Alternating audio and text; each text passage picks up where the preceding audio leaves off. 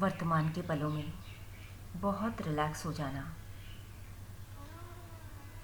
नहीं है कुछ भी मेरे दिल में सिवा उसके, नहीं है कुछ भी मेरे दिल में सिवा उसके। मैं उसे अगर भुला दूं तो याद क्या रखूं। बस उसकी याद में डूब जाना। उसकी याद के सिवा जो जो भी मिला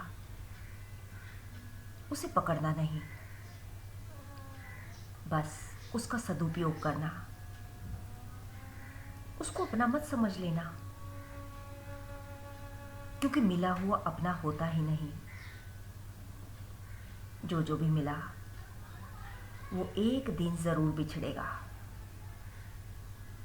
श्वास मिला, शरीर मिला, सत्संग मिला, संग मिला, संत मिला, बस उपयोगिता के लिए। साधन रूप मिला है साध्य की उपलब्धि के लिए। उसे पकड़कर बैठने की जरूरत नहीं। अंतस की धारा में अपने को पकड़ना, अपने अलावा जो भी है सब सरकेगा। उसको आज तक कोई सिकंदर नहीं पकड़ सका। जैसा मिला, जितना मिला, जहां जहां मिला, उसका उपयोग करना अपनी मंजिल के लिए, अपनी जीवन दिशा के लिए। तुम्हारा जीवन जगमगा उठे किसी हायर की वाइब्रेशंस में, तुम्हारे भीतर की सुविधा बढ़ती चली जाए और उसमें साधना का दीप जलता चला जाए। इसी साधना के लिए हम भगवत गीता का अभ्यास कर रहे हैं। पिछले वॉल्यूम में हमने देखा भगवान कृष्ण कह रहे हैं कि एक ही ऊर्जा है जो सब कुछ चला रही है। दो है ही नहीं, इंसान में भी मैं हूं और शैतान में भी मैं हूं। ईश्वर का अनुभव केवल अद्वैत में होता है, द्वैत में नहीं। पूरी व्यवस्था मेरी ऊर्जा से चल रही है। इस पूरे तंत्र को संपूर्ण संगठन चला रहा है। पहला है पदार्थ का पदार्थ से संगठन, यानी मैटर प्लस मैटर। यहां सब कुछ जुड़ा है। इसे ही साइंस ने इलेक्ट्रोमैग्नेटिक फोर्स कहा। इस पूरे तंत्र में जो भी खेल चल रहा है, पदार्थ का पदार्थ से संगठन है, यानी कि यहां सब कुछ एक ऊर्जा है। अध्यात्म कहता है जिस शक्ति के कारण यह संगठित है वो मैं हूं, और साइंस कहती है जिस शक्ति के कारण यह संगठित है वो इलेक्ट्रोमैग्नेटिक फोर्स है। विज्ञान भी उस ऊर्जा तक तो पहुंच ही गया, बस वो उस ऊर्जा को ईश्वर नहीं मानेगा। दूसरा संगठन है पदार्थ का पृथ्वी से। कुछ भी ऊपर डालो नीचे आता है। ये ग्रेविटेशनल फोर्स है। अध्यात्म कहता है कि जो पदार्थ और पृथ्वी का संगठन करता है उसे हम ईश्वर कहते हैं। तीसरा संगठन है व्यक्ति का व्यक्ति से। एक मनुष्य का दूसरे मनुष्य से संगठन है, यानी परिवार है, समाज है। तो एक व्यक्ति का दूसरे व्यक्ति से संगठन का मतलब क्या है? यानी एक व्यक्ति के माइंड का दूसरे व्यक्ति के माइंड से संगठन। जहां तुम्हारे माइंड के बिलीफ सिस्टम इस धारा में मिल गए, अंतस की धारा में, वहीं हम संगठित हो गए। ये माइंड टू माइंड है। इस संगठन के दो कारण हैं। पहला कारण है हमारा थॉट पैटर्न। एक व्यक्ति दूसरे व्यक्ति की तरफ आकर्षित क्यों होता है? क्योंकि तुम कुछ सोच रहे हो, कुछ ढूंढ रहे हो, वो यहां मिला और तुम आ गए, तुम्हारा समर्पण हो गया। दूसरा कारण है एक वासना। वासना के कारण भी आकर्षित हुआ जाता है। ये सिर्फ एक आकर्षण है, लेकिन टोटल मिलाकर कुछ कहो तो बस यहां सब कुछ एक एनर्जी है।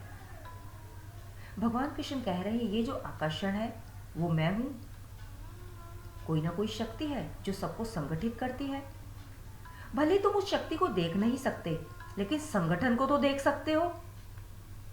जैसे आप यहां आकर्षित होकर आ तो रहे हैं, ये तो दिखता है, लेकिन कोई आपसे कहे इस आकर्षण को दिखाओ, बस इस आकर्षण को दिखाया नहीं जा सकता, केवल महसूस किया जाता है। उसके परिणामों को दिखाया जा सकता है, लेकिन आकर्षण को नहीं दिखाया जा सकता। इसीलिए नथिंग है, इसीलिए अदृश्य है, इनविजिबल है। चौथा आकर्षण है व्यक्ति का समष्टि के साथ संगठन। ये हर व्यक्ति की खोज है, इसीलिए इस खोज के कारण धर्म की उत्पत्ति हुई। हर व्यक्ति क्योंकि नथिंगनेस में से आया है। तो तुम जहां से आए हो उसकी खोज किए बिना तुम रह ही नहीं सकते। तुम्हारा जो एक्चुअल घर है, रियल रेजिडेंस, तुम उसे ढूंढे बिना नहीं रह सकते।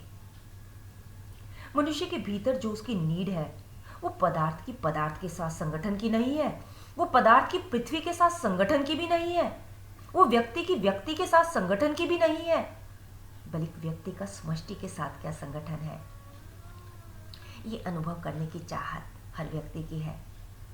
इसी कारण हम बहुत भाग्यशाली हैं कि भगवत गीता का अध्ययन कर रहे हैं, उसे जीवन में उतारने की कोशिश कर रहे हैं। भीतर देखना, मैं कौन हूँ, आया कहाँ से और मेरा स्वरूप क्या। ये खोज ऐसी ही बनी रहेगी क्योंकि इसका सिर्फ अनुभव किया जाता है। तुम पदार्थ को देख सकते हो, पदार्थ का पदार्थ से जो संबंध है उसे शक्ति को नहीं देख सकते हो। पदार्थ और पृथ्वी दोनों को देख सकते हो, लेकिन इन दोनों के बीच जो संगठन की शक्ति है उसे नहीं देख सकते। तुम व्यक्ति का व्यक्ति के आकर्षण को देख सकते हो, लेकिन उस आकर्षण की शक्ति को नहीं देख पाओगे। इसी प्रकार व्यक्ति और समष्टि के बीच भी लगातार एक आकर्षण चल रहा है, और इसी आकर्षण को जो उजागर करता है उसे ही कहते हैं सद्गुरु। ये आकर्षण कौन उजागर करता है? देखना भीतर। अभी तुम्हारा आकर्षण संसार की तरफ है, तुम्हें वो वस्तुओं की प्राप्ति हो भी जाती है, व्यक्ति भी मिल जाता है, क्या तुम्हें परमानेंट आनंद की प्राप्ति हो जाती है? Not possible. बचपन से लेकर बूढ़े होने तक हम बहुत कुछ खोजते हैं, लेकिन फिर भी अधूरापन बना ही रहता है या नहीं? आशिकी उससे बेइंतहा की थी मैंने, इसका गवाह सारा जमाना होगा। तुम्हारी यथार्थ खोज क्या है? समष्टि की खोज, ईश्वर की खोज। जब तक तुम बदलोगे नहीं, परंतु ये बदलाहट देखी नहीं जा सकती, लेकिन हाँ परिणाम दिखेगा। रूपांतरण शांति की तरफ, रूपांतरण आनंद की तरफ, रूपांतरण निराकुलता की ओर आने लगे। तो समझना, व्यक्ति का समष्टि के साथ आकर्षण सही दिशा में चल रहा है। तो भगवान कृष्ण यही कह रहे हैं कि मैं सभी भूतों में व्याप्त हूं। पूरा हमारा सोलर सिस्टम ईश्वर में है, पूरी पृथ्वी और पृथ्वी पर रहने वाले सभी उसी में है। भगवान कह रहे हैं इस पूरे आकर्षण को मैं अपने अंदर सबको समाये हुए हूं, लेकिन सब मुझ में नहीं है, सब मेरे में है, मैं सब में हूं। कहने का मतलब यह है कि अगर तुम्हें ईश्वर तक पहुंचना है तो अपने भीतर उसका आकर्षण जगाना होगा। तुम्हें अपने भीतर जाना होगा, अंतस में जाना होगा। कभी तुमने इस आकर्षण को फील किया? भगवान कह रहे हैं कि ये पूरी सृष्टि आकर्षण के सिद्धांत पर खड़ी है। यदि तुम्हें समष्टि का आकर्षण है, सद्गुरु का आकर्षण है, और जिस दिन तुम आकर्षण के कारण सद्गुरु के पास आओगे, जिस दिन तुम आकर्षण के कारण ये ऑडियो सुनोगे, अभी तुम्हें पूरी सांप्रदायिकता नियमों पर चल रही है। मंदिर जाना है, जाप करना है, उपवास करना है, बस। लेकिन जिस दिन आकर्षण के कारण ध्यान करोगे, उस दिन तुम मेरी इस सृष्टि को जानने के अधिकारी बनोगे। ये पूरा तंत्र आकर्षण पर है, और जब तक तुम किसी हायर के आकर्षण में नहीं हो, तब तक बाहर का विकर्षण भी नहीं होता, कुछ छूटता नहीं। तुम में आकर्षण है ही नहीं, इसीलिए बाहर का छूटता नहीं। बस यही दुविधा है अर्जुन की भी। अर्जुन को भीतर कुछ मिला नहीं, क्योंकि अभी तुम्हें भीतर का आकर्षण ही नहीं था। इसीलिए भगवान कह रहे हैं यहाँ सब कुछ आकर्षण के तंत्र पर चलता है, सब मुझ में है, लेकिन मैं सब में नहीं हूं। ऐसा रहस्य बता रहे हैं कि अब मुझे जानने के लिए करना क्या है? सब मुझ में है, लेकिन सब में मैं नहीं हूं। अब करना क्या है? बार बार यही प्रश्न उठता है। तो एक बात सुन लीजिए, केवल आकर्षण से रूपांतरण होगा। लेकिन ये आकर्षण आएगा कहाँ से? ये आकर्षण आएगा तब जब तुम में भक्ति पैदा होगी। भक्ति कब आएगी? जब तुम्हारा हृदय बनेगा, जब तुम्हारा हृदय निष्कामता से भरा होगा, वही भीतर से कह उठेगा, ये जो तुम्हारी याद है ना, बस ये जो तुम्हारी याद है, यही तो एक मेरी जायदाद है। मिला तो रब भी नहीं हमें, मगर इबादत तो बंद नहीं की। बढ़ते चले जाना, अंतस के रास्ते पर जागे रहना। सफ़र में मुश्किलें आए, सफ़र में मुश्किलें आए तो हिम्मत और बढ़ती है। कोई अगर रास्ता रोके तो ज़रूरत और बढ़ती है। जागे रहना, होश में रहना, भरपूर जीना।